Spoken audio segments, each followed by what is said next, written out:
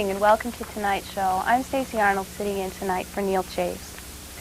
For those of you who've never seen our program before, it is a live phone-in program, and at the end of tonight's show, at the end of tonight's talk, you'll be able to call up and ask the speaker any questions that you might have about what they speak on. Now, we air our program every Friday night at 7 o'clock right here on cable channel 7. You can find us every Friday night at the same time in the same place. Now, the reason that we have our lines open for question at the end of tonight's show is that because in the Baha'i Faith, questions are not only allowed but encouraged. But we want the people to ask us questions because the second principle of the Baha'i Faith is the independent investigation of the truth. And there's no way that you can independently investigate truth about God or religion or science if you're not asking questions and getting answers. So in the Baha'i Faith, we not only encourage questions, whereas the Christians discourage questions and look on it as a sign of disbelief and a lack of faith, but we provide the correct answers to your questions. Now, the first principle of the Baha'i Faith is the oneness of mankind. And the mission of Baha'u'llah, who is the prophet of the Baha'i Faith, is to unite all of mankind in peace under one world government upon the throne of David. Now, Baha'u'llah was the return of Christ seated upon the throne of David, and he revealed to mankind God's government for his kingdom on earth as it is in heaven. So this is the message that we have for the world, and that is the kingdom of God on earth as it is in heaven. But before we get the kingdom of God on earth as it is in heaven, Paul said that first we must enter through many tribulations. And he's talking about the four winds of destruction which are up and coming. And these four winds of destruction are bound at the river Euphrates, which is in the nation of Iraq. Now, I suppose that many of our viewers may have believed that we've heard the last of Saddam Hussein in Iraq for a while. But in the most recent issue of Time magazine, dated May 23rd, is an article called "No Longer Fenced In." I'm going to read you the first paragraph from here. It says, although the West expected Saddam's war-making capacity to be blunted once and for all, he has gone back to business as usual. In defiance of UN sanctions that banned non-humanitarian trade and clamp an embargo on arms sales to Baghdad, Saddam is working to rebuild his military and industrial might. Helping Saddam are middlemen, front companies, compliant neighbors, and Western businessmen eager to reforge commercial contacts with a big potential customer and the possessor of the world's second largest oil reserves. Now, in this article, it explains that Saddam Hussein is buying spare parts for his T-72 tanks from both China and Russia, and that he's also buying anti-tank and air defense missiles from Bulgaria. He's still doing ballistic missile testing and research at newly built laboratories in Iraq. And he still has the largest army in the Middle East with 400,000 troops. This week, Tariq Aziz will go before the UN again, as he has every 60 days since the beginning of the sanctions imposed upon Iraq. And he'll go before the Sanctions Committee and argue for an end to the trade embargo against Iraq. Now, in the past, he's always been flatly refused. But right now, 3 of the permanent members of the Security Council are strongly in favor of ending the trade embargo against Iraq. And this is France, Russia, and China. So now it's just the United States and Great Britain who want to continue imposing the trade embargo and all of the economic sanctions against Iraq, where inflation has increased 250% over what it was prior to the Persian Gulf War, and the standard of living for the peoples in Iraq has been cut in half. Okay, now all 3 of these nations, France, Russia, and China, stand to win some lucrative contracts with Iraq in repairing its infrastructure once the embargo is ended, that they have all made trade agreements and different contracts with Iraq which are valid as soon as the embargo is ended. That the embargo doesn't say they can't make agreements, it just says their agreements can't commence or start until the trade embargo is ended. Now, the war embargo has cost France alone $8.7 billion in guaranteed government loans to Baghdad from Paris. And Paris wants to get this money back, that it's hoping that Iraq can again pursue free trade so that it's able to repay these loans. Not only that, many French companies that did a lot of business with Baghdad want to resume their business dealings with Iraq because they were very lucrative dealings amounting to billions of dollars each year. And Russia also desires to end the embargo because it has some major contracts lined up with Iraq for oil exploration and the rebuilding of many of the refineries that have been destroyed or shut down. So we haven't heard the last of Saddam Hussein. And the four winds of destruction are still held back at the river Euphrates. And we're going to be hearing from Saddam Hussein. He will come forward and he will bomb New York City in retaliation for what we did at the Al Rashid Hotel when Clinton took office. That Saddam Hussein extended the hand of peace. He said, let's heal old wounds, let's bury the hatchet, and let's start anew. And Bill Clinton said no. And he turned around and he bombed the Al Rashid Hotel and would not talk towards lifting the trade sanctions against Iraq. So we haven't heard the last of Saddam Hussein. He's rebuilding his military. It's just as strong as ever, and he still has the strongest army in the Middle East. So what we need is Baha'u'llah's plan for world peace. But mankind, Paul said that we would enter into the kingdom of God on earth as it is in heaven through many tribulations, not because God wanted it this way, but because mankind insists that he has a better plan than God. So the United Nations is sitting there, and it's doing horrible things to different nations in the world for economic purposes, because everybody wants to be the king of the hill, instead of sitting at a table like Baha'u'llah revealed and working out their differences together in peace. So because Saddam Hussein is building up this army and the UN continues to export its double standard against Muslims throughout the world, we're going to go into the conflict known as Armageddon, which is a worldwide thermonuclear war fought between the Christians and Muslims of the world. So everybody needs Baha'u'llah's plan so that we can end war and move into a world of peace.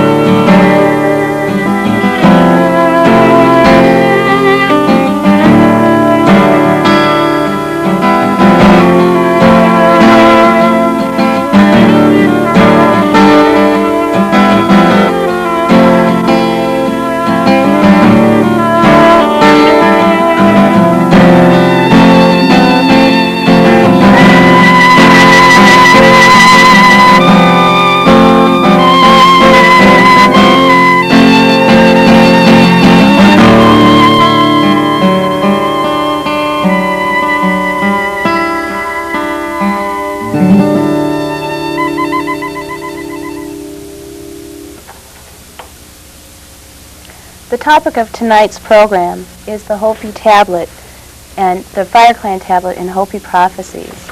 And tonight's speaker, please join me in welcoming tonight's speaker. She's been a Baha'i for 6 years. She's given talks and lectures in several states, including Montana, Colorado, Wisconsin, Oregon, Washington, and Arizona. She's a member of the Second International Baha'i Council, and she's written a book on the topic entitled The Truth of the Tablet. And I'm so glad that she could be here with us tonight. Thank you for coming, Annie. Thank you, Stacy. It's always a pleasure to be here, and I always want to thank MCAT for providing these great facilities. Well, you might wonder, how can we go from talking about Jesus at one week in this show and then talking about Native American prophecies the next week? Well, the Baha'i Faith is all about incorporating the teachings from all the world's religions. So tonight we're going to focus on some of the Native American prophecies, in particular that of the Hopi tribe. Why Hopi? Because 3/4 of all other tribes adhere to their prophecies strictly on the basis of their accuracy. We're going to go through specific prophecies that have been fulfilled in the past, in our recent past, and are very close to being fulfilled today. So it should be a very exciting show tonight, and I'm glad to share this information with you. Now, the link to Native Americans, really the heart of their culture, is the link to the past. And often in their prophecies, they talk about how earth changes are coming. We're on the very brink of these changes. Yet the Great Spirit, or the one true invisible God, has always sent a messenger to guide the faithful through these purifications and lead them into a new and universal brotherhood. And the Baha'i Faith is very well connected to how this will be fulfilled. A Native American who gives a talk that we have a transcription of called, his name is Lee Brown. He talks about how these prophecies are so close to right now. He says, awake and embrace this time, because this is the day when these things are so close to being fulfilled. Now, in general, the Hopi are the oldest culture to perpetually inhabit this continent, and they live with nature. This is a very important distinction because they do not worship the sun, the moon, and the stars, for this is paganism. A quote from a Native American book says, they do not offer their prayers to the actual sun itself, but to that which it signifies, the warmth it brings, the plant and animal life it makes possible, etc. It is a vital distinction in what raises Hopi attitude towards celestial bodies above pagan worship.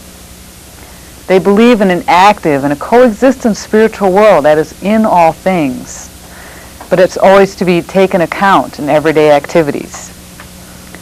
But the most important thing is that they have an unfailing belief in the one true invisible God, termed the Great Spirit. Now, the Great Spirit gave them a life plan, which they tell of in their prophecies, and they act as a definitive set of instructions and as a means to separate the obedient from the disobedient. And this indeed is our challenge today. John Keamy says, Hopi are Hopi because they are following instructions that are ancient. These are extremely literal and must be followed to the letter. All of us have the freedom of choice. This is a great gift that we've been given. And we all have the choice to either obey or disobey the instructions of the Creator. Now, what's important is that even the term Hopi means obedient.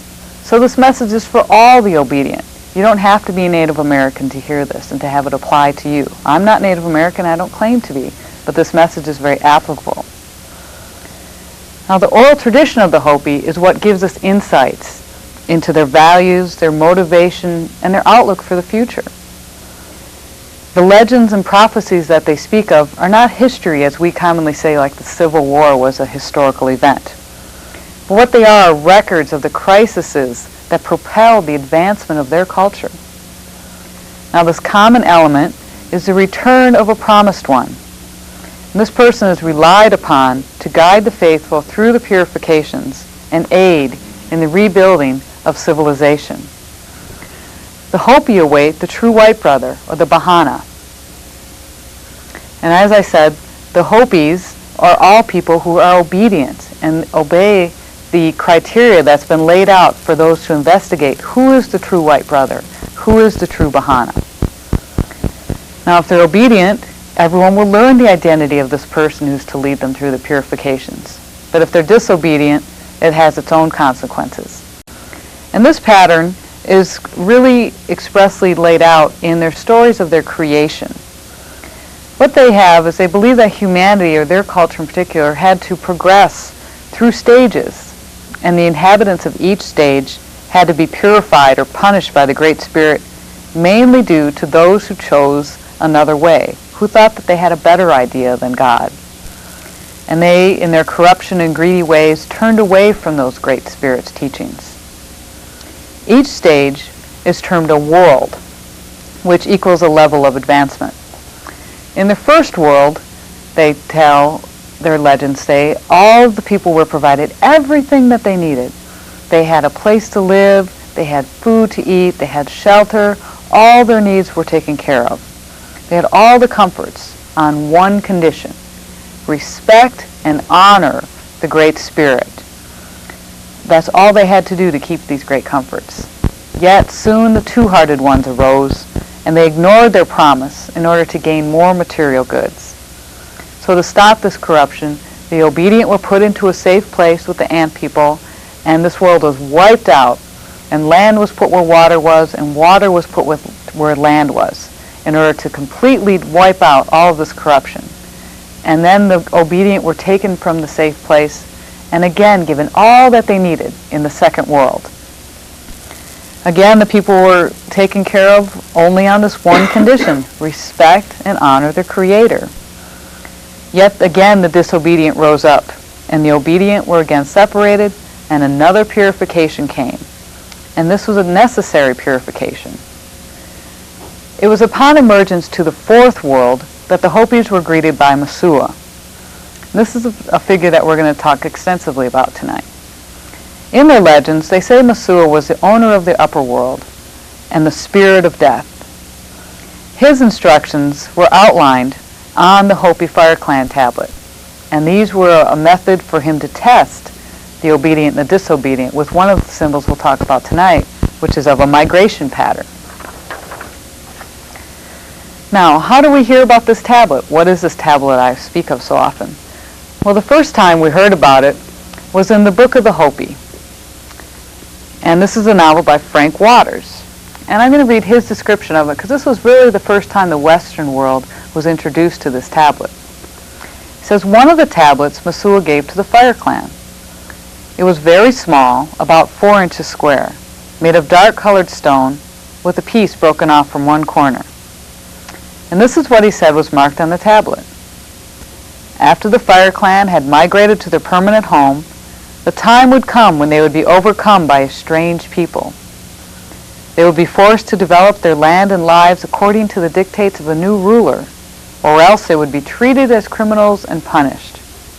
But they were not to resist. They were to wait for the person who would deliver them.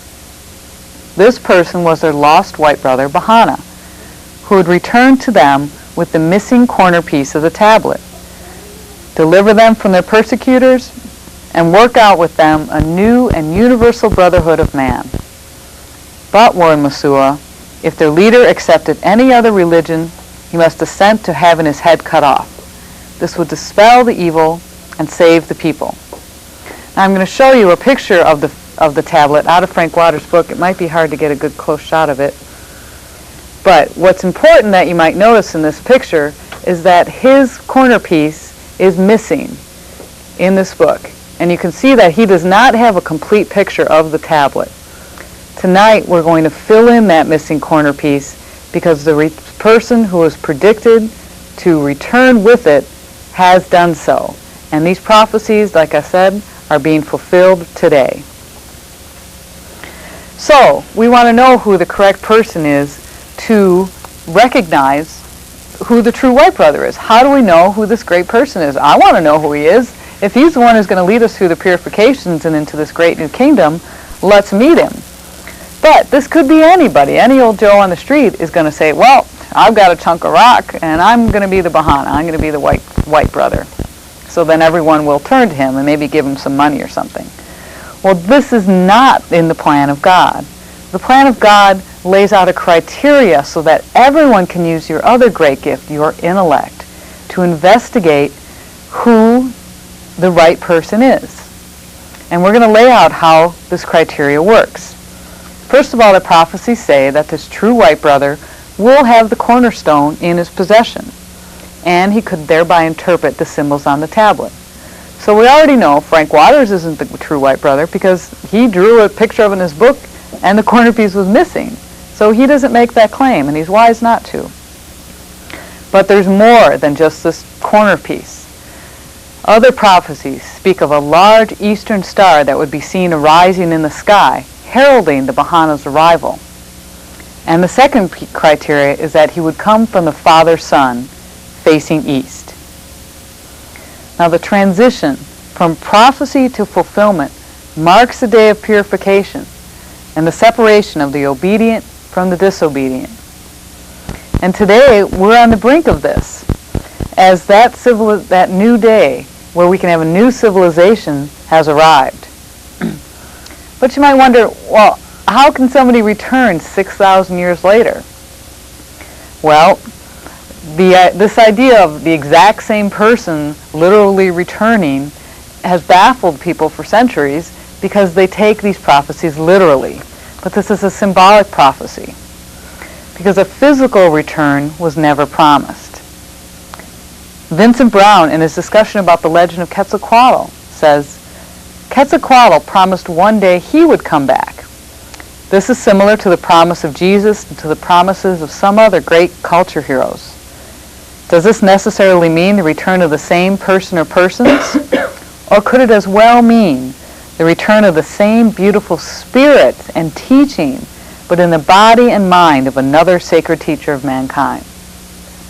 It's like this. If I have two lamps, and one of them is green and one of them is red, well, I walk over to the red lamp and I turn it on, and I get a light emitting from that lamp, and I turn it off. Then I walk over to the green lamp and I turn it on.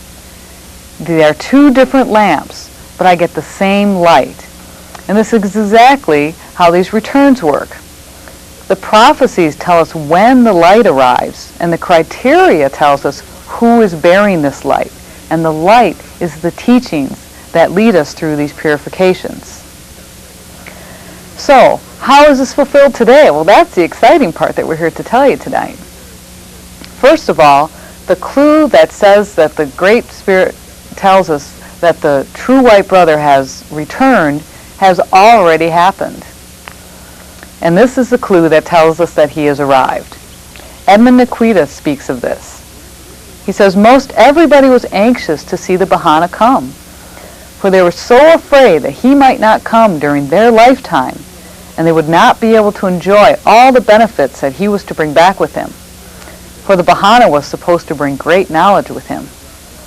These people were telling their children that the Bahana was wise, and with his inventions had reached the rising sun and was coming back to them again. For they had seen the big eastern star that was a sign. What they're speaking of is in 1963, Grandfather David, who was an elder of the Hopi tribe, had a vision of a 9-pointed star arising in the sky. And he knew this to be a sign that the Bahana had arrived. From the book called Profiles in Wisdom, it speaks specifically of this event. Oceana Fastwolf, who learned greatly from Grandpa David, speaks of this time. She says, according to Grandpa David, when the blue star appears in the sky, it heralds the really heavy part of the earth's purification. When it comes again, the purification is over. The blue star came for the first time in 1963 for the 7 days leading up to JFK's death. We don't know for sure when it will come again, but I think it's going to be about 2010 or 2011. The blue star is the star of creation. It's the Great Spirit star. It's neither male nor female. It's a 9-pointed star. In 1963, the scientists who observed it thought it was a supernova, but later found it to be a star never seen before. She says we have veils in front of our eyes, and when we reach certain levels of consciousness, the veils drop, and for a brief time we see as we have never seen before. So she points out that in 1963, a 9-pointed star was seen arising in the sky. So Grandpa David sent out a person in each of the 4 cardinal directions to search out the Bahana, for this was their charge to do so. For the Bahana, again, was the one to lead them through these heavy purifications that Oshna speaks of. She sent out one person in each of the 4 cardinal directions, and the one who went north succeeded when they arrived in Missoula, Montana. But why Missoula? Well, Missoula fulfills prophecy, and this is what I call the Mesua clue. Now remember I said that when the Hopis emerged into the 4th world, they were greeted by Mesua. This is the singular feature that all the legends agree upon. He is one of the most complex and multifaceted personages in the Hopi pantheon. For instance, this is one I call the gruesome portrait, and this is from the 4th world of the Hopis. It says, standing before the house was Mesua, the giver of fire, the spirit of death, and the owner of the upper world. He was terrifying to see. He wore a rabbit skin robe, he had no hair at all, no eyelashes, and his skin was marked with the scars of many burns.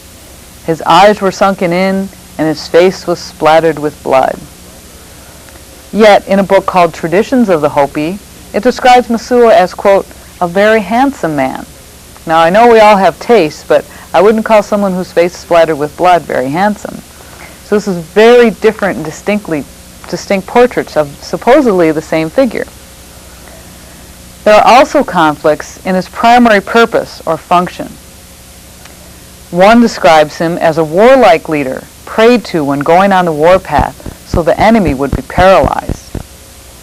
Yet another describes Mesua as being one who speaks only of peaceful living. He says, all I have is my planting stick and my corn. If you're willing to live as I do and follow my instructions, the life plan which I shall give you, you may live here with me and take care of the land. These discrepancies are because Mesua is a central figure in their culture, and it makes them like a gathering point, like a magnet for a variety of attributes. If they need somebody strong, it's Mesua. If they need somebody peaceful, it's Mesua. If they need some rain, they pray to Mesua. But yet, the only consistent thing that they all agree on is that he permits them to settle on his land. It says in one of the legends, Mesua says, you see how it is in this place. There is no light, only a grayness here. There's no warmth, and I must build fires to make my crops grow. But there is land and water, and if the people wish to come, let them come. This fact is crucial to my conclusion that Mesua is not a person at all, but a place where the true white brother will be found. Now, as we look at the different legends of Mesua, we find that there are tremendous variations not only in the descriptions, like I already pointed out, but in the actual spellings of his name. And we're going to spell out some of these variations. Now, these variations are a natural outcome of phonetic spelling. It says that the Hopi language is a phonetic Udo-Aztecian dialect, and therefore Hopi words end up being written somewhat differently depending upon who is doing it. So we're going to spell out a few of those. First, there's M-A-S-A-W. And this is from the Book of the Hopi. Then another one says M-A-S-A-U-W-U.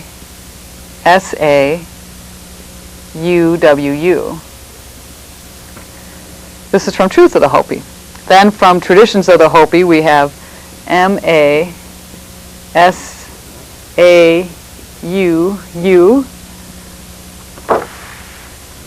And then from the book called The Beginning of Life to the Day of Purification, we have S-A-U-U.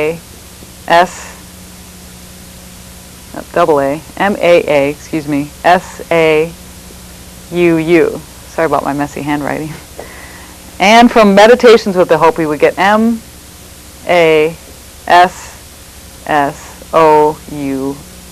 or Mesua. And the next evolution of this word is M-I-S-S-U-A. or Masula, or how we pronounce it is Missoula. The true white brother is in Missoula, Montana, and it's no coincidence that he is a representative of the nine-pointed star. What's the nine-pointed star? Well, this is a symbol of the Baha'i faith, just like the Christians have a cross.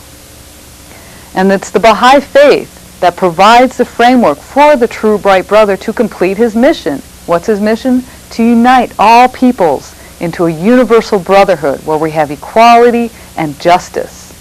And it's the true white brother's job to see that this is established in this day. It is part of his mission to bring a new religion, and the prophecies validate this. It says, it was understood that the Hopis would join faith in one religion that would establish the truth of life in a spirit of universal brotherhood. If they would learn his, meaning the Baha'is' religion, they would compare it with their religion and ceremonies, and if these were alike, they would know that the Baha'is had been with them since the beginning. So a comparison between his new religion that he's bringing and Native American beliefs must, therefore, correspond in their basic tenets in order to pass this criterion. Lee Brown, which is someone I mentioned earlier, and you can get a pamphlet of his complete talk. It's called Native American Prophecies from the Baha'i Center, just by contacting them. He identifies this new religion in a talk that he gives. He says, the Hopis and the prophecies say there will be a new religion that comes here.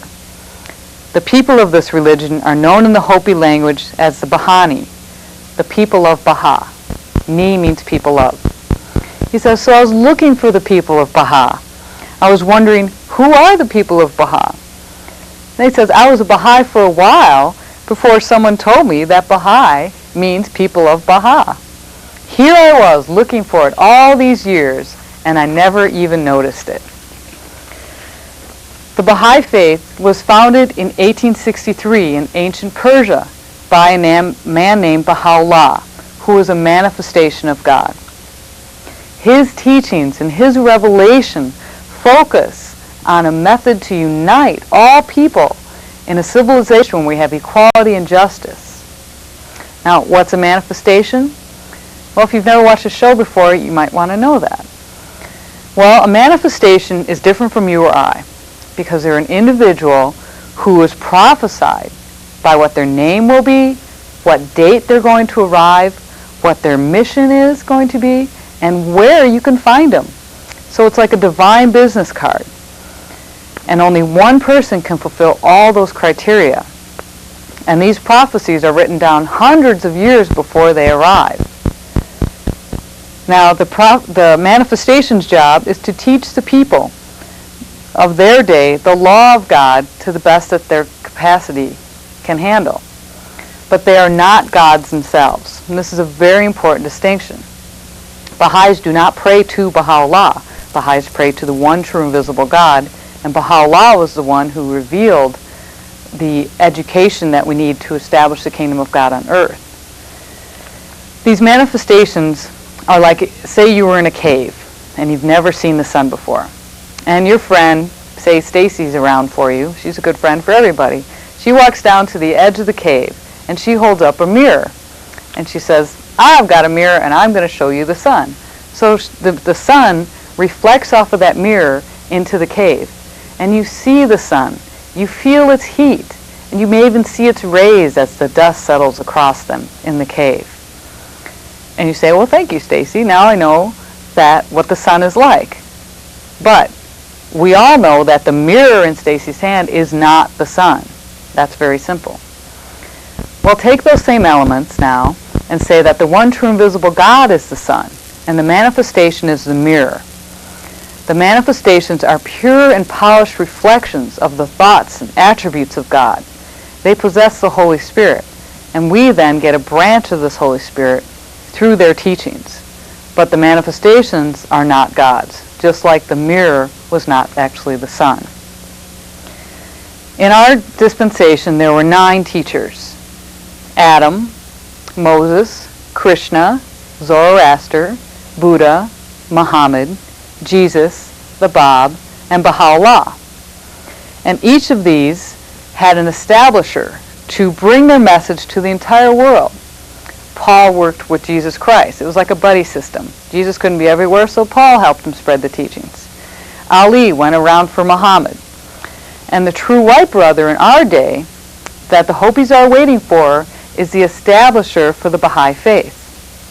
It brings the entire circle back to whole. As the first manifestation was Adam. The name Adam means red earth. His was the teachings for the red man. This is how the Native Americans got their original teachings.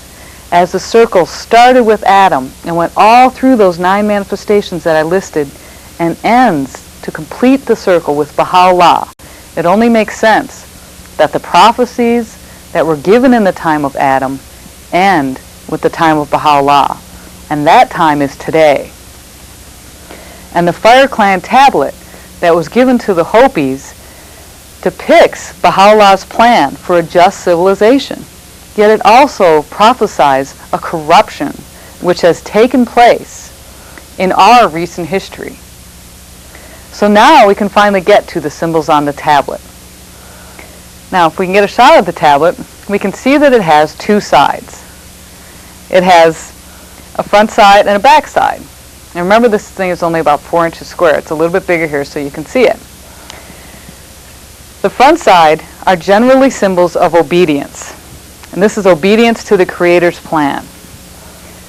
And the back side are generally symbols of disobedience, of what happens when you get a man-made plan and its consequences.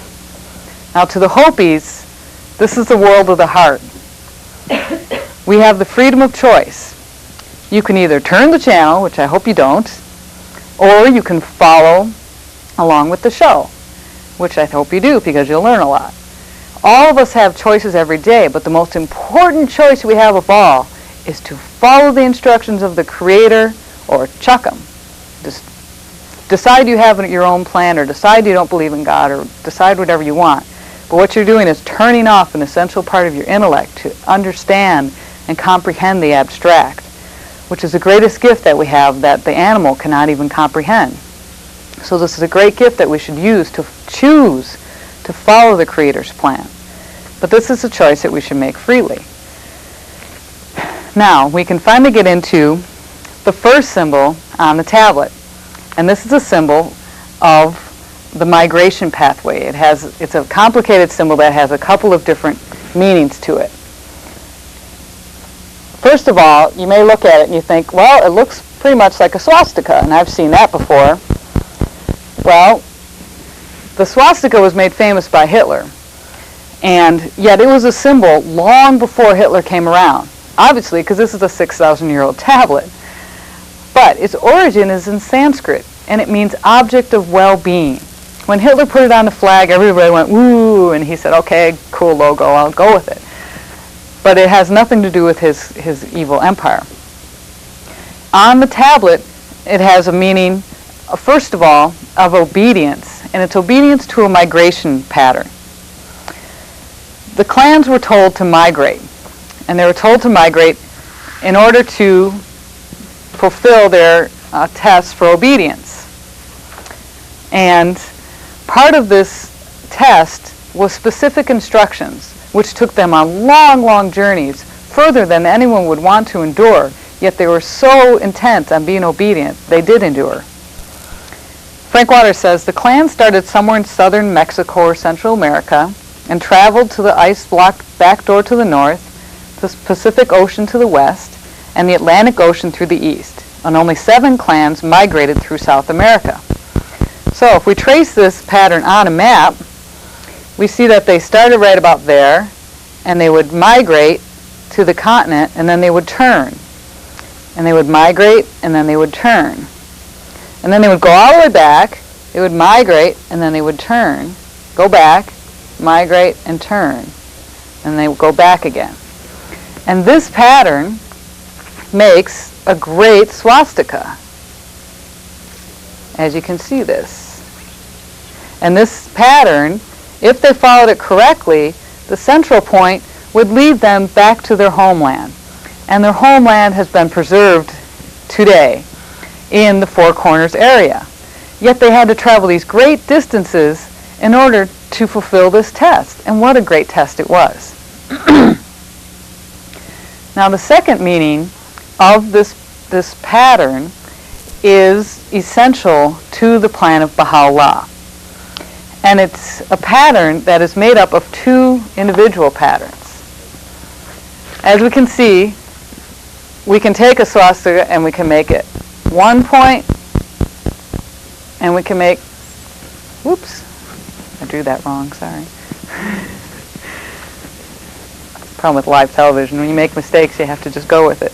Okay, you go one pattern and you go here. Alright, we've got two patterns.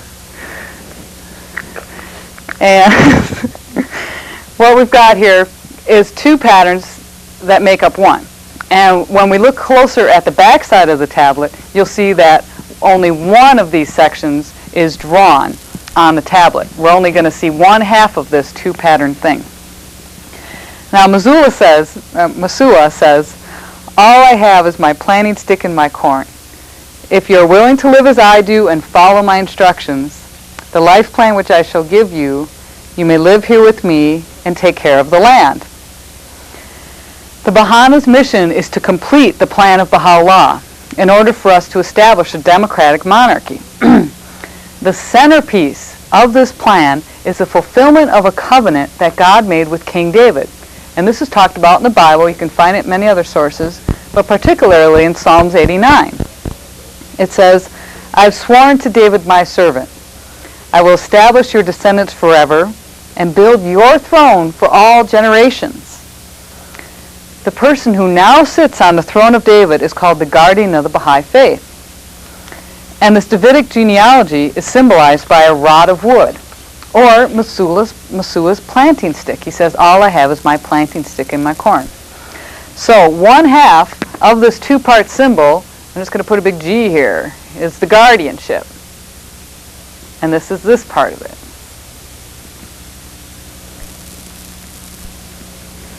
But we've got a two-part symbol, like I said.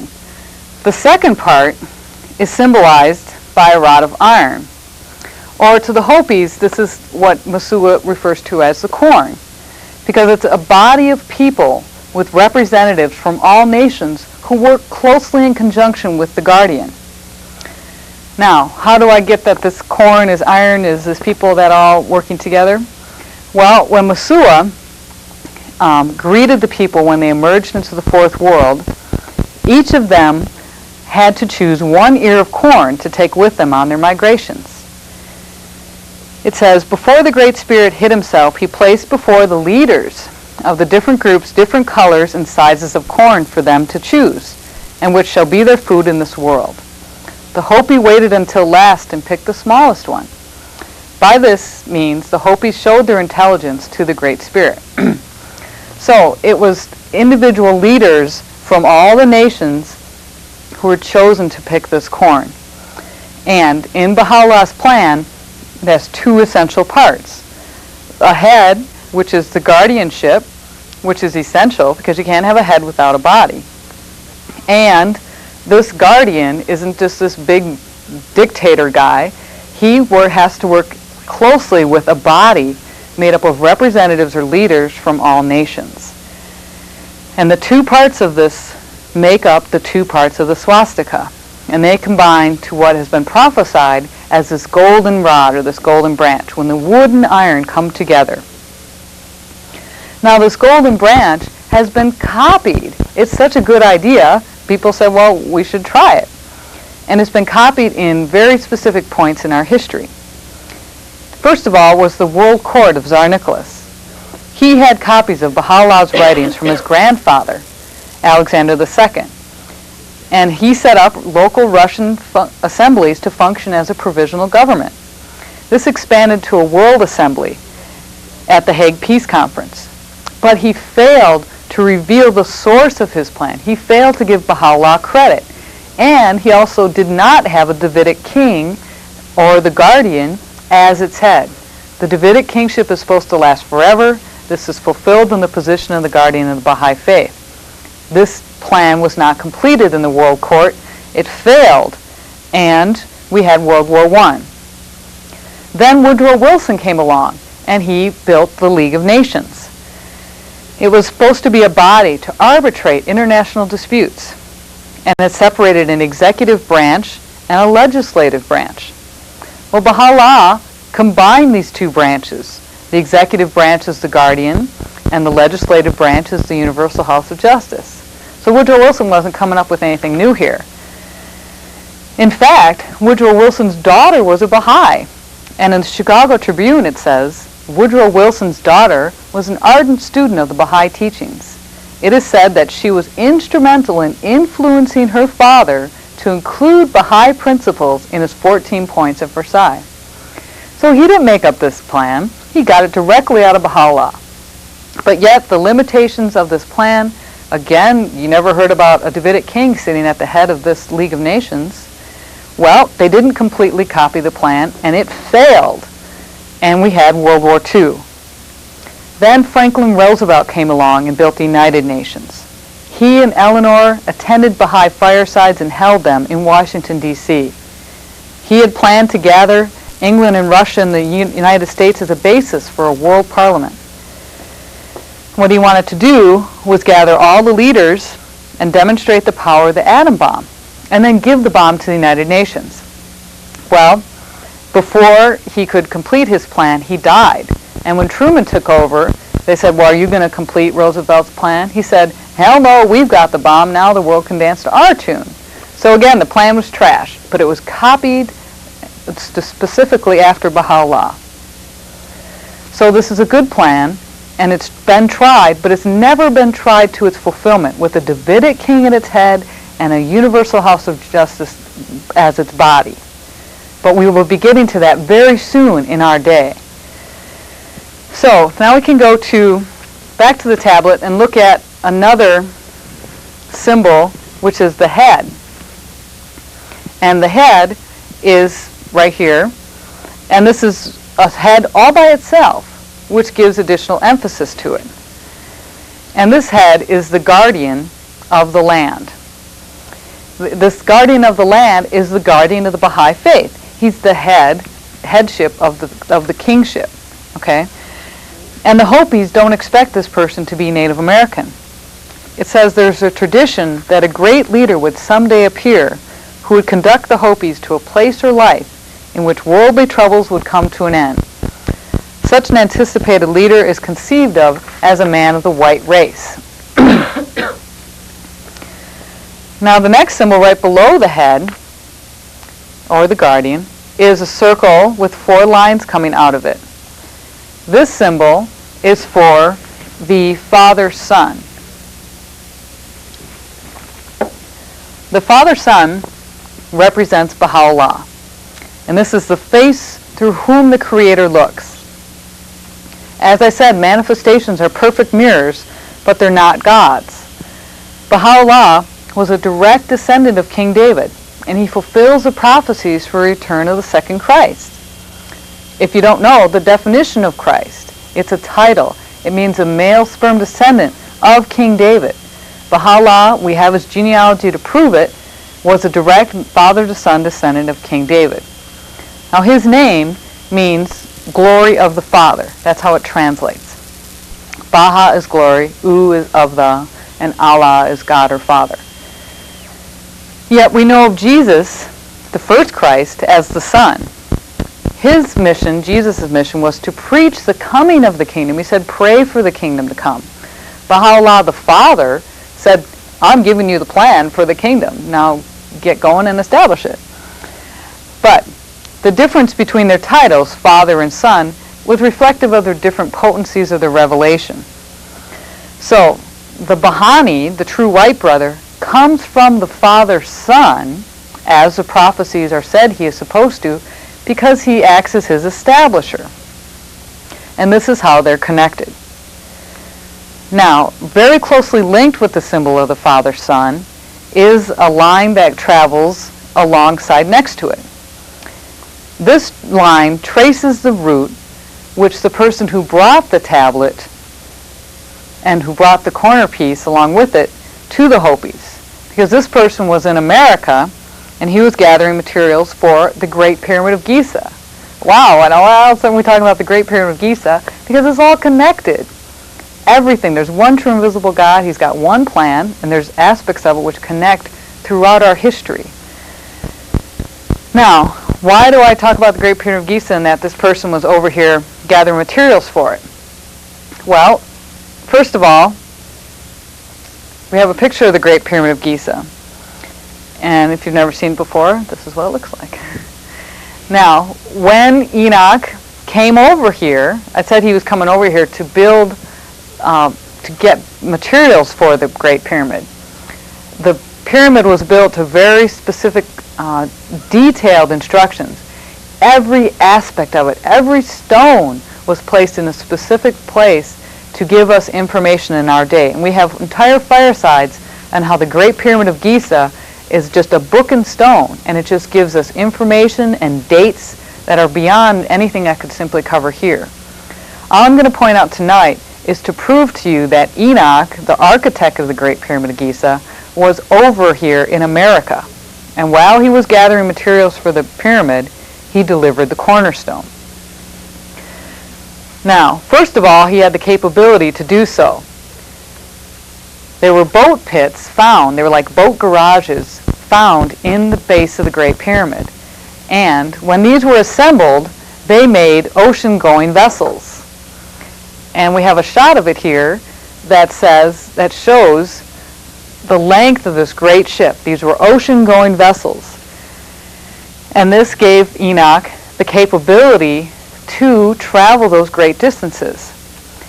And the explorer named Thor Heyerdahl made 2 transatlantic and 1 trans-Pacific voyage in reed-hulled sailboats, very similar to this, via the Humboldt Current, which flows westward through the Pacific. And then there's a Canary Current between Africa and the Gulf of Mexico. So these great currents were just like a freeway in the sea. I mean, they just made it really easy to go across that distance. Now, another proof that shows that Enoch was in this area was that there are a great deal of pyramids that crop up along the route that he took. He came through the Great Lakes and down the Mississippi River, and then he went back to Egypt. And if we look at an overview of that area of the continent, we can see that there are many pyramids which crop up right along those, or primitive pyramid mounds. If you didn't have a lot of time to spend there, the people just figured out to build mounds because these were great, great tributes to the one true invisible God. And we can see all along the Mississippi River, there are these great pyramid mounds in Minnesota and Colorado, New Mexico, and right down into the Mayan and Inca pyramids. And when we get down into that area, we can see a very stunning portrait of the person who taught this. In the caption that this book is found, that this picture is found in, which you're going to see in a minute, it's called Itzamna in His Prime.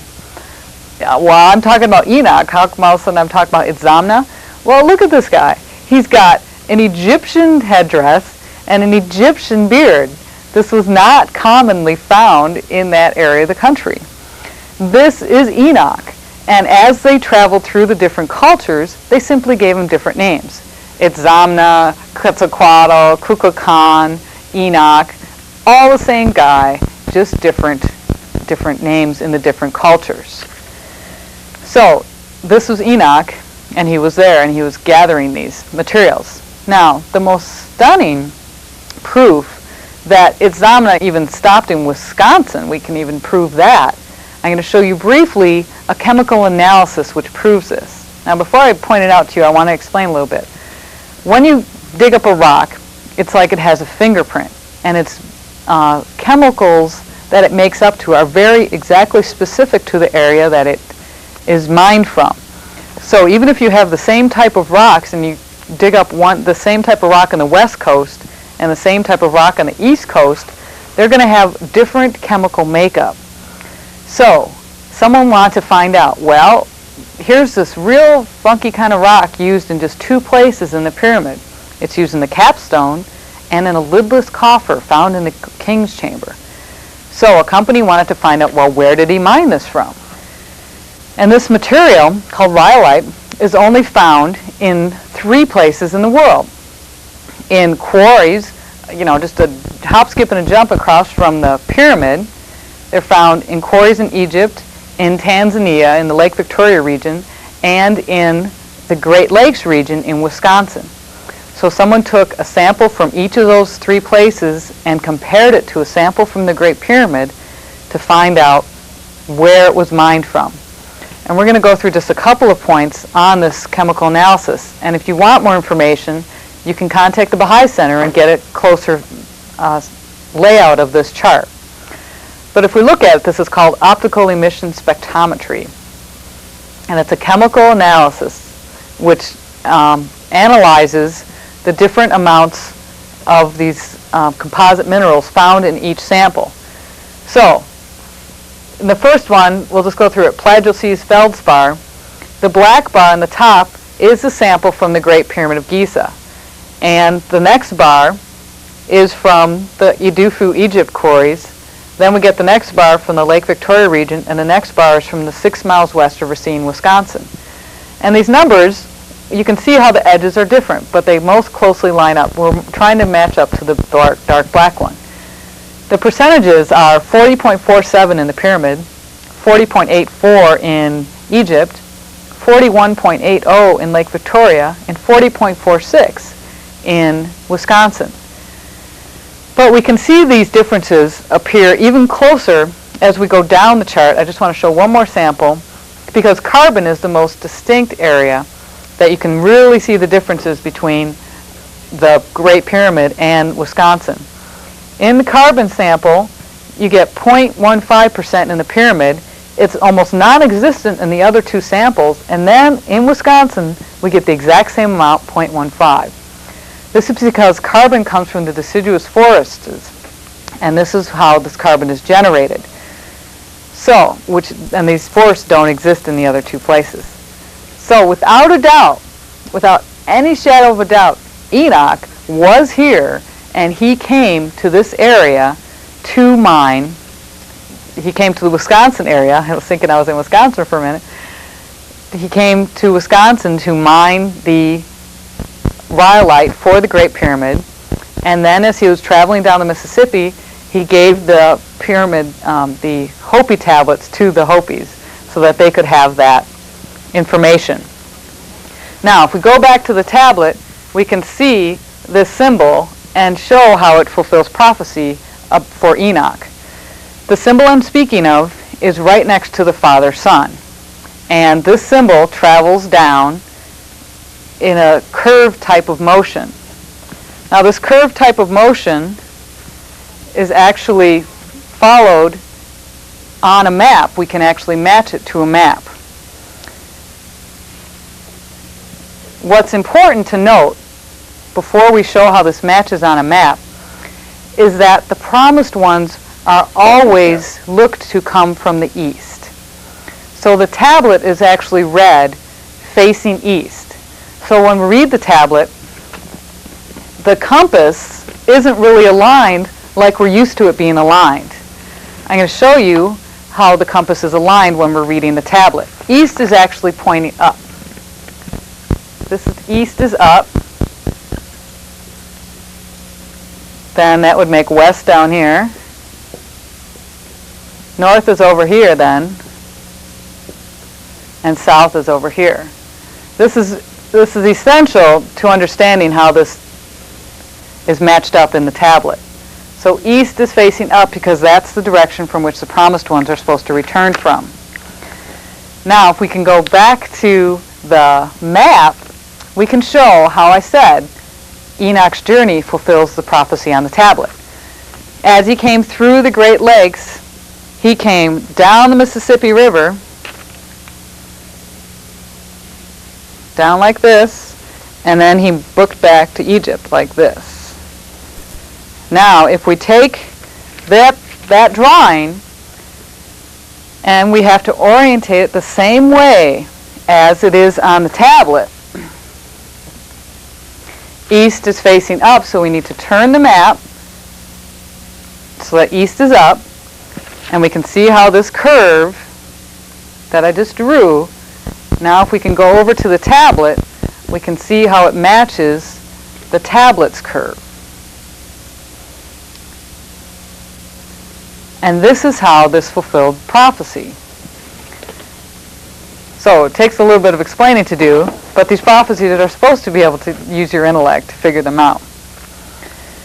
Now, we can finally get to the serpents. We can finally get to the missing corner piece. This that you're about to see has not been seen by very many people, because only the true Bahana has this cornerstone, and only he knew that had the knowledge to figure out what these symbols should mean and be. What's interesting to note is that serpents are drawn on both sides of the missing corner piece. We've got two serpents on the front side, and when we get to the back side, we're going to have a fat-headed serpent. Why serpents? Because the Bahana challenges us to use our intellect when he reveals the cornerstone. Just as Jesus the Christ challenged us to use our intellect when he spoke in parables. He didn't actually walk on water, gang. This was a parable. And this is how the Bahana, when he arrives, also challenges us. Serpents are a symbol of the intellect. From the Dictionary of All Scriptures and Myth, it says, in ancient mythology, the serpent is sometimes used as an emblem of the intelligence of God, and in other times the subtlety of the evil one. The two serpents on the cornerstone are on the front side are 2 of 6. There are 6 main serpents in Native American mythology. 3 of them are physical and 3 of them are spiritual. The 2 that are pictured on the front side, one of them is a sidewinder. And this is a snake that represents a vibration. And the rattlesnake vibrates the earth, just as knowledge vibrates the earth and vibrates and makes action.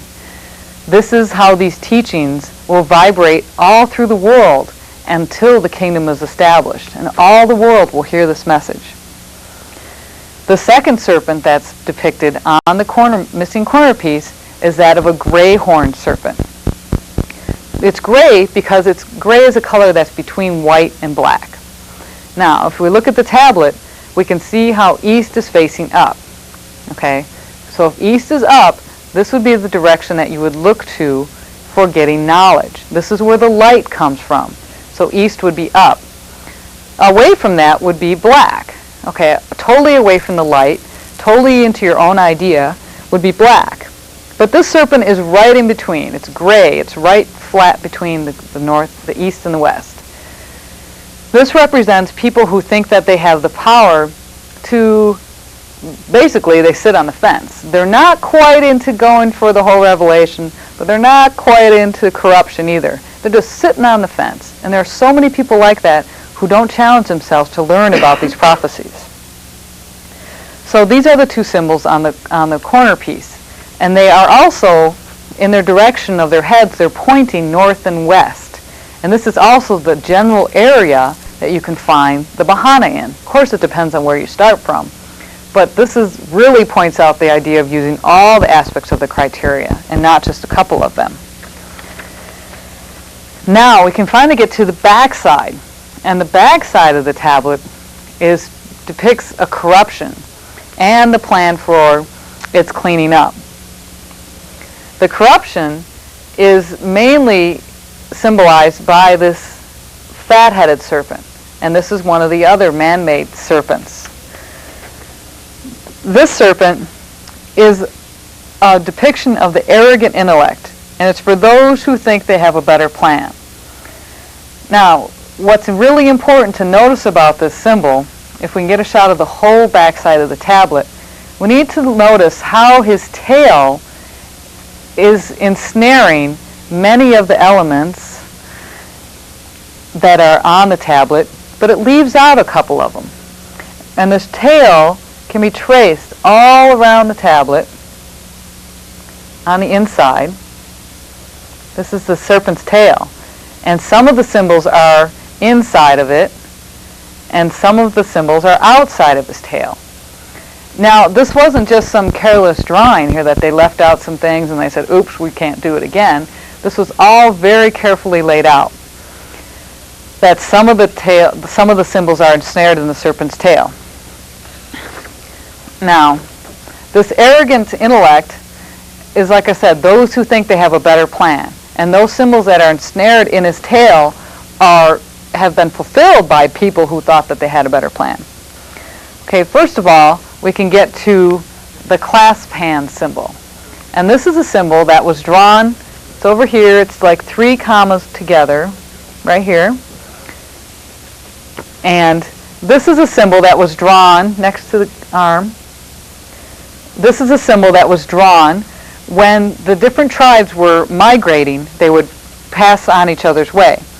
And when they met and parted in agreement, they would draw the symbol in the rock. And they would shake hands like this. And this meant that everyone was peaceful and that when other tribes would migrate through, they didn't have anything to worry about. Well, in the Baha'i faith, there's a position called the hands of the cause of God. And these people have a very simple job. They're supposed to protect and promote the guardianship. But another one of their names is chief stewards. And it was these very hands who were directly responsible for corruption in the Baha'i faith. Now I need to go into a little bit of history about this corruption, because this history, once you hear it, you'll see how it's etched out in this 6,000-year-old tablet. In 1921, this was a significant year in the Baha'i faith because the son of Baha'u'llah, his name was Abdul Baha, passed away. And he appointed a guy named Shoghi Effendi to be the first guardian of the Baha'i faith. And his job was to keep the kingdom going, keep this plan for the kingdom going. So his job was to spread the Baha'i faith worldwide and set up a framework for the Universal House of Justice. This Universal House of Justice was supposed to evolve in 4 stages. First, we had the First International Baha'i Council. This would evolve into a world court, an elected body, and then we would have the Universal House of Justice. Well, he appointed Abdul Baha's adopted son, Mason Rimi, to be the president of the First International Baha'i Council, thereby making Mason Rimi the president of the Universal House of Justice. Well, in 1957, Shoghi Effendi died. And all look to the guidelines in a book called The Will and Testament of Abdul Baha. This is the very covenant that Baha'is cling to for guidance. Without this book, we have nothing. It, along with Baha'u'llah's will, is the very charter of the Baha'i faith, and it outlines the plan for the kingdom of God on earth. In the Will and Testament, a very specific criteria is set up to continue the guardianship, because it's supposed to last forever. God said it would. God said David's throne would never be empty. So the criteria was that the current guardian is supposed to appoint his successor in his lifetime, and he's supposed to appoint a son, or one that it contains the spiritual within. Well, the hands of the cause of God, who were supposed to follow whatever Shoghi Effendi did, just dumped out on him. Once Shoghi Effendi died, they said, cool, now we can take over. They said Shoghi Effendi had no son, and he didn't leave a will. So the guardianship is over. They pronounced a Persian word, which is bada, which means God has changed his mind. Now, why a word like that even exists, I don't know. For how can mere mortals figure that God has changed his mind? They just weren't clever enough to figure out what God's plan was. Well, what really happened is that Shoghi Effendi explicitly followed the guidelines in the will. He appointed a son, Mason Rimi, to be his successor, and he did it in his lifetime. The lack of a will is bogus because a will is only valid after one is dead. So the establishment of the First International Baha'i Council was the first stage of this plan. And this has been reestablished as the Second International Baha'i Council in our day, and it's established right here in Missoula, Montana. This council exists of the guardian who's its head and a body. They are inseparable. It's a democratic monarchy of kingship and republic, united to form the kingdom of God on earth. And like I said, it's evolved into this working council that we have right here in Missoula. But now if we look on the tablet and we understand that a head cannot exist without a body, and the head, as etched on the tablet, is the guardian of the Baha'i faith, What do we see on the tablet? Do we see a head and a body together? No. We see a headless abomination. We see a headless monster, which is exactly what the hands of the cause established in 1957. They established a universal house of justice body, which exists today in all of its corruption, without a head, without a guardian. And this is an exact abomination of the plan of God. And right next to it, on the tablet, is a half of the swastika. Now remember, we talked about how the swastika is built up of two pieces. Right here, we only see one half. Because one half is the guardianship and one half is the body, well, the covenant-breaking Baha'i hands created a body. And they threw out the head. So they threw out one half of the swastika. And what we get is an iron branch all by itself. And this, remember I said that there's an iron branch and then the wooden branch, which is the Davidic king. Well, you know what iron pyrite is? It's fool's gold. And this is all the covenant breakers have. They have a fool's gold instead of the prophesied golden branch, because they're lacking the branch of wood. They're lacking the Davidic kingship, and they've decided God changed his mind, so they don't need him. Well, that's not the way it's going to be. And the tablet has two symbols which prove to us that this corruption is not what's going to last. And these are the two symbols which were specifically etched outside of this fat-headed serpent's tail. First of all, we get a symbol of a bow. And as we can see up here, there's a symbol of the bow.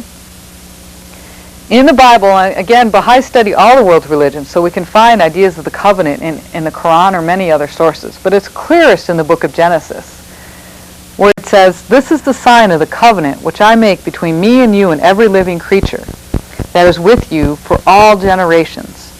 I set my bow in the cloud, and it shall be a sign of the covenant between me and the earth." So the only cure for all this headless monster that's coming around and it's enveloping the world, that's what the covenant breakers want. They want to envelop the world in corruption. Well, the only cure is a purification. According to HOPI prophecy, says Frank Waters, the previous worlds were destroyed when their inhabitants became corrupt. The present world is also now corrupt and will be destroyed. Only those who return to the original teachings will escape destruction. So the Hopis have checkpoints. Are we getting close to this? Are we or aren't we? Well, let's look at our prophecies. They said that a carriage would come along among their people with animals pulling it. Later the carriage would go by itself with nothing pulling it. Well, this was fulfilled by the iron horse, or the railway system. Then they said that there would be pathways in the sky created, and cobwebs could be seen in the air. Well, this is from the contrails from airplanes and the power lines that are etched all over our land.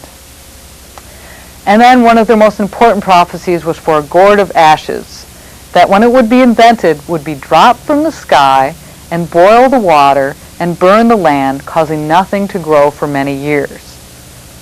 I'm sure if you stop for a moment to think about that, you too can figure out, as the Hopis did, that this was fulfilled by the atomic bomb. So they knew this purification was close. So, as instructed, they were told to make their prophecies public. So, their legends told them to go to a house of mica. Well, this was supposed to stand on the eastern shore of the land. Mica is a glass-like mineral, and the United Nations is an all-glass building. So they went there 3 times to convey their warnings, and they were rejected every time. In 1948, 1973, and as recently as 1987. So they issued a decree in 1987 saying there is no longer any hope for world peace. The purifications must come. So what they have in their prophecies is a symbol which looks like this. It's also structured with a cross, but it has a circle around the cross.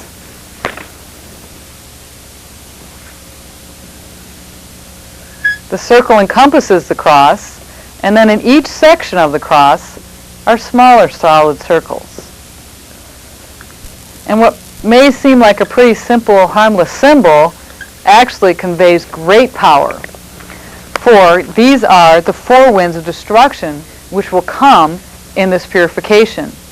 Each of the four powers are divided in this symbol, yet they are united also, and they're being held back, as Stacy said, at the river Euphrates, which is right in the middle of Iran. These four winds are a nuclear war, but it will be limited to 1 hour by an asteroid. This asteroid, its impact will cause great earthquakes, and then the earth will shift crust. The idea of an asteroid coming and striking the earth is not new. I have a paper from the Department of Astronautics and Aeronautics entitled Dealing with the Threat of an Asteroid Striking the Earth, and you can get copies of this also.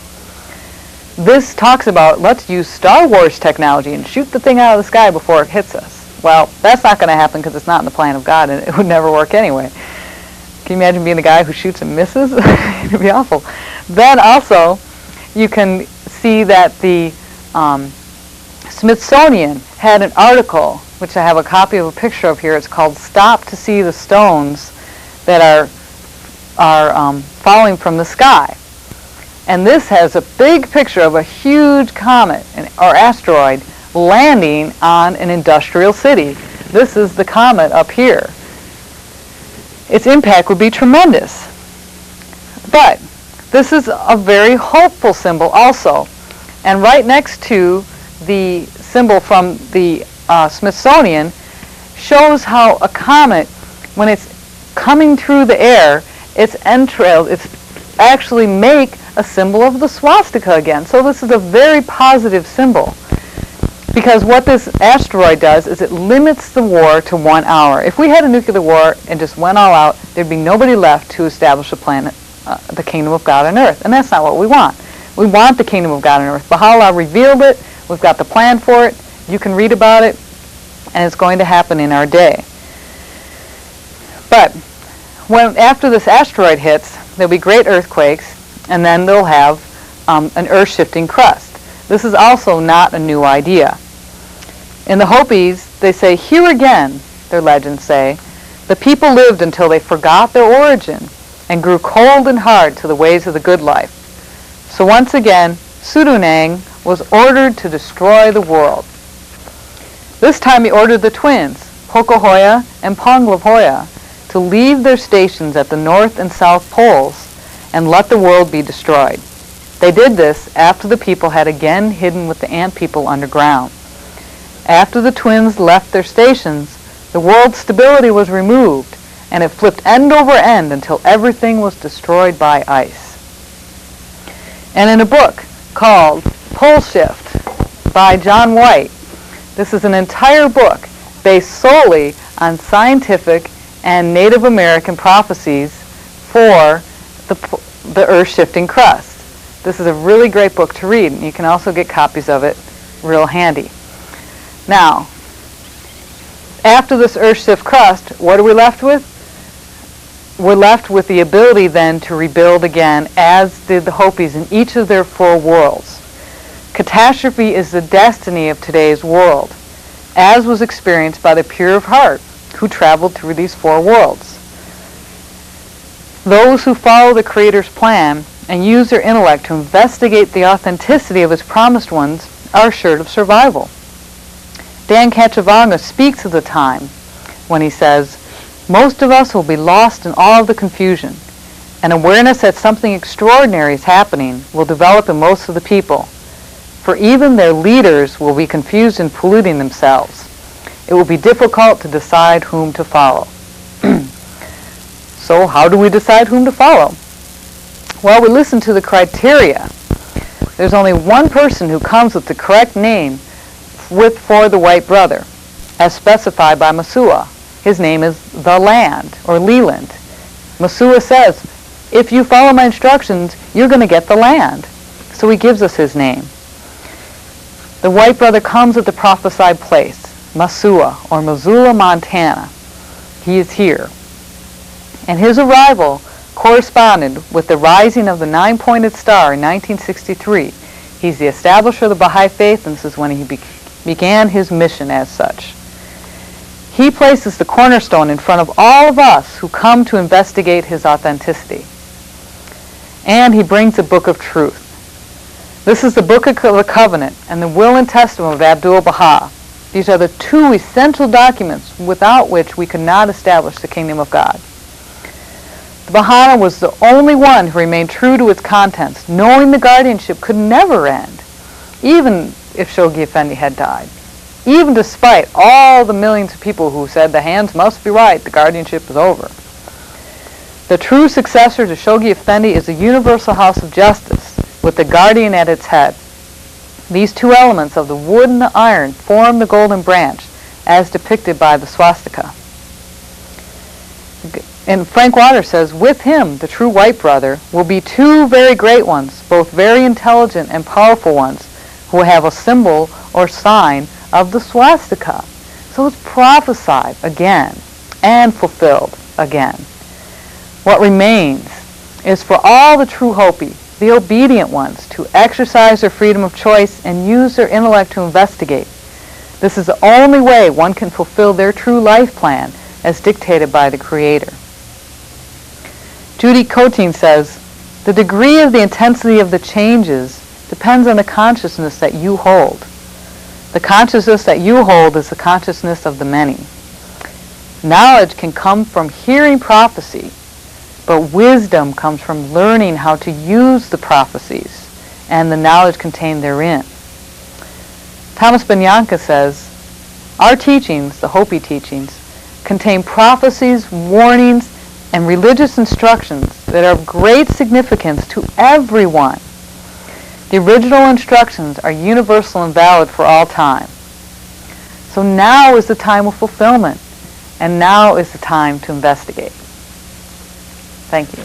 Thank you, Annie. That was an incredible presentation on the Hopi Fire Clan tablet. Our lines are open now for you to call in. The number should be flashing up there on the screen any minute. Please don't hesitate to call and ask Annie or myself any questions that you have about tonight's show. I have a couple of quick announcements for you. First, you can see this show replayed Monday at noon here on MCAT, Cable Channel 7. And the guest for our next week's show, next Friday at 7 o'clock, is Victor Woods, who will speak on the gate facing east, the proof for the Baha'i Faith. And that's Friday, May 27th, here on Cable Channel 7, MCAT at 7 p.m. Also, every Sunday, we have a worship service at 620 South 3rd West at 10 a.m. And during these services, there is some beautiful music, some readings from the writings of Baha'u'llah, a short introductory talk on the Baha'i Faith, and another opportunity to ask questions. And we have refreshments afterwards, so that if you're too shy to ask your questions in front of a big group of people, you can go up and speak to the speaker individually or ask anyone else your questions. So again, that's Sunday mornings at 10 a.m. at 620 South 3rd West. Annie, at the beginning of the show, you asked a question which really brought a good idea to mind, and that is, what do the Hopi prophecies have to do with Christianity? What does the Hopi Fire Clan tablet have to do with Jesus? How can we talk about Jesus one week and then the Fire Clan tablet the next week? And in truth, actually, when Masua was here the first time, he spoke about not only the great white brother Bahana who was coming, but about another white brother who would wear a long black coat. And that if this brother came bearing the sacred hoop with the lines crossed in it, like at the four corners, then he would bring peace, and there would be peace in the land. But if he came bearing lines crossed with an image on it, then there would be war and bloodshed. So when the Christians came to America, the Native Americans of many different tribes were waiting for the appearance of these people, but instead of handing over the sacred hoop with the lines crossed in it, like at the four corners, which is a cross inside of a circle, which was the symbol of true Christianity, they came and handed them the crucifix, which is the cross with the image of Jesus on it. So they came and they handed to the Native American the crucifix, and the Hopis knew that there would be trouble. Now, most of the other natives didn't know that when Enoch came the first time, he talked to many of the different native peoples, and he has many different names, as Annie explained, at Samna, Quetzalcoatl, Daganawida. The Blackfeet called him the Napi, the Bahanas called him, or the Hopis called him the Masua.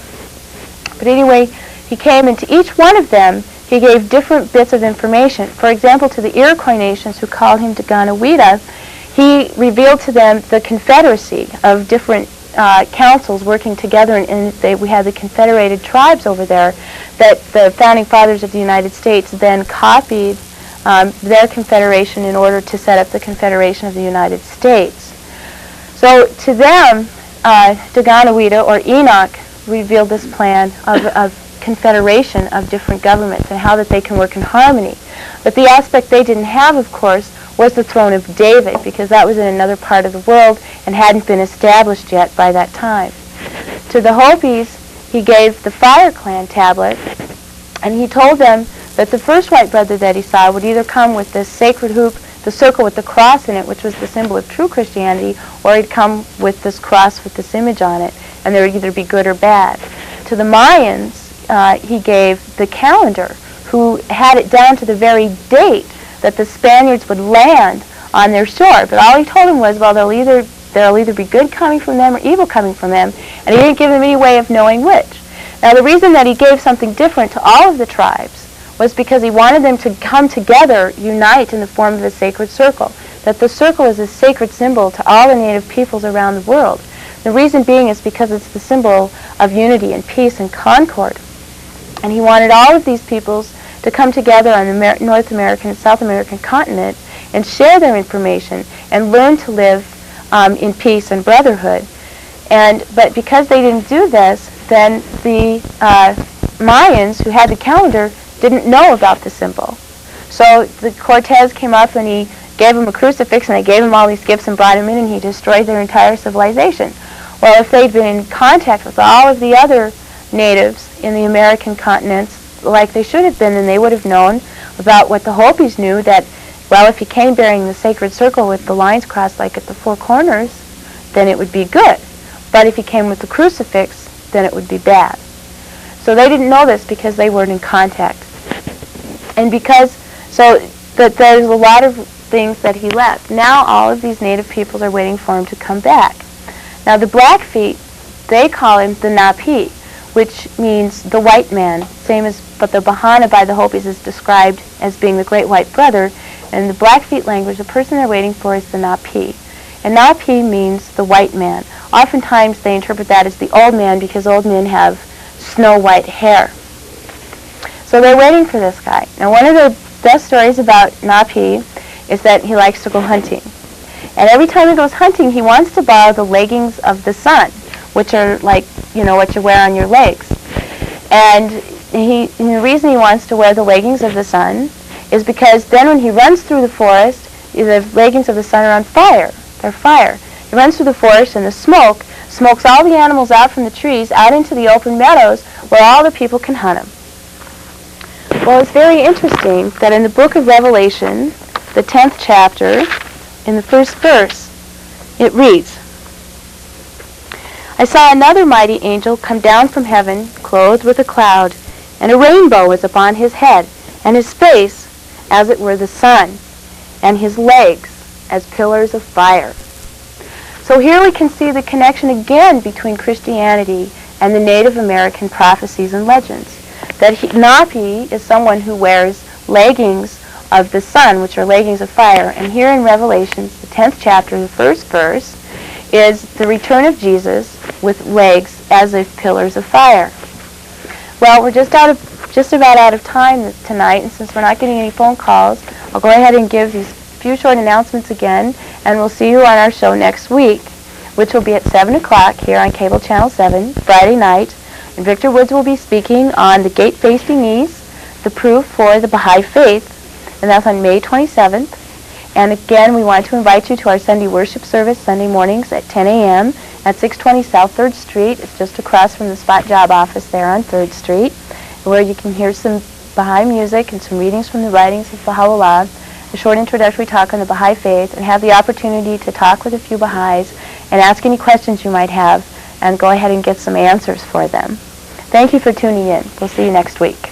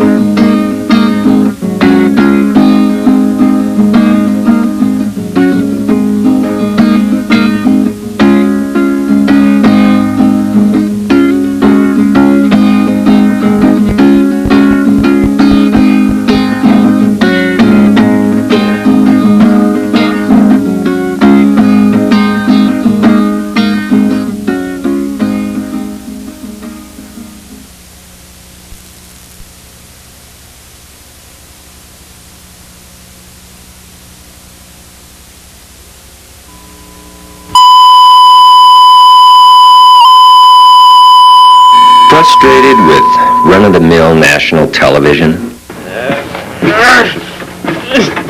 Can you relate to the characters? Do they look anything like your neighbors or anyone you know? Do the sitcoms, docu-fantasies, or bang-bang shoot-'em-up programs address issues in your life? I did it! Welcome to MCAT, Missoula Community Access Television.